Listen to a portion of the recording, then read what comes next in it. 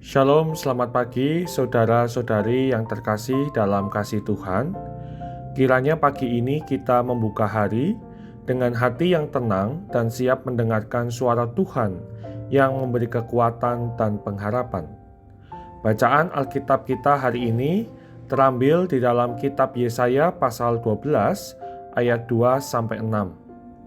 Saudara, dalam banyak gambaran iman, Allah sering dipahami sebagai yang Maha Kudus, tinggi, dan berjarak dari manusia.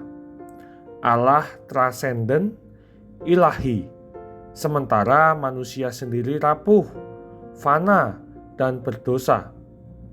Namun firman Tuhan yang kita baca hari ini justru menghadirkan kabar sukacita.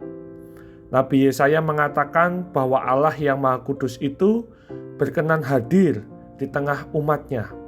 Ia bukan Allah yang jauh, melainkan Allah yang menyertai. Yesaya pasal 12 ayat 6 dengan jelas berkata bahwa yang Maha Kudus ada di tengah-tengah Israel. Berita ini sejalan dengan nubuat Zakaria yang menyebutkan Allah sebagai pahlawan yang memberi kemenangan dan bersukacita atas umatnya. Artinya, kehadiran Allah bukan sekedar kehadiran simbolik, tetapi kehadiran yang aktif dan menyelamatkan. Allah datang sebagai pahlawan yang membebaskan umat dari belenggu dosa dan penderitaan, membawa keselamatan dan pengharapan baru. Namun, kehadiran Allah yang Maha Kudus itu menuntut respon. Yohanes Pembaptis menyerukan pertobatan dan pembaruan hidup. Jika Allah itu kudus, maka umatnya pun dipanggil untuk hidup dalam kekudusan.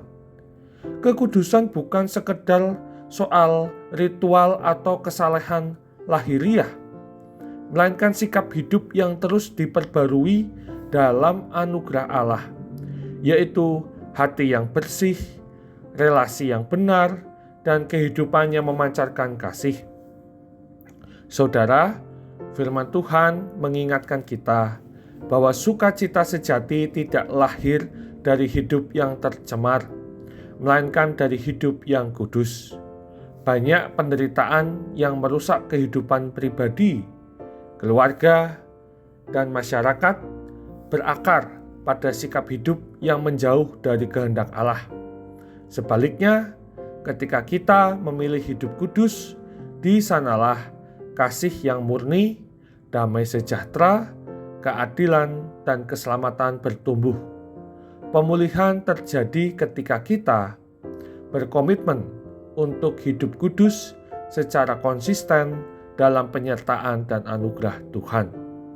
Kiranya di pagi ini kita kembali meneguhkan komitmen untuk menyambut kehadiran Allah yang kudus itu dan membiarkan hidup kita dibentuk olehnya. Amin. Mari kita berdoa. Tuhan Allah yang Maha Kudus, kami bersyukur karena Engkau berkenan hadir di tengah kami sebagai Allah yang menyelamatkan. Kami menyadari bahwa kebahagiaan dan sukacita sejati hanya mungkin ketika kami hidup kudus di hadapan-Mu. Karena itu, sucikanlah hati kami, murnikanlah pikiran dan tindakan kami, agar hidup kami berkenan kepadamu dan menjadi berkat bagi sesama.